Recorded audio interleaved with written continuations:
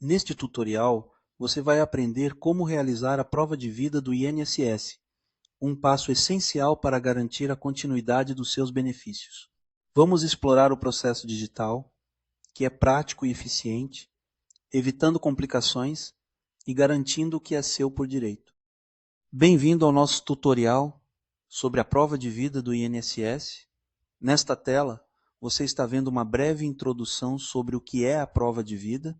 É importante entender que esse procedimento serve para comprovar que você ainda está vivo e pode continuar recebendo seu benefício previdenciário.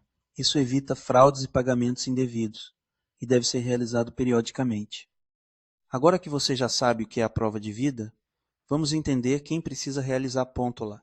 Se você é aposentado, pensionista ou recebe algum benefício do governo, é fundamental passar por essa etapa para garantir a continuidade dos seus pagamentos. Além disso, vamos explicar as duas formas de realizar a prova de vida, a presencial e a digital. Aqui estamos focando na prova de vida digital, que pode ser feita através do aplicativo gov.br. É crucial que você saiba que o órgão responsável pelo pagamento dos seus benefícios irá informar se você é elegível para realizar a prova de vida de forma digital. Neste passo, você aprenderá quais são os requisitos e como proceder.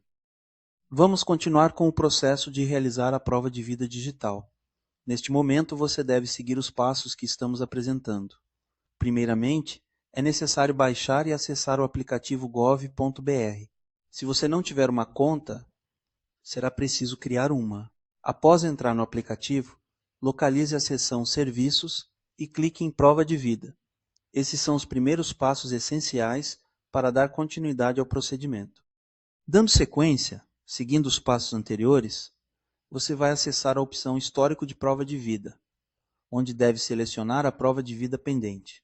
Na tela que se abrir, clique em Autorizar e siga todas as instruções para realizar o reconhecimento facial.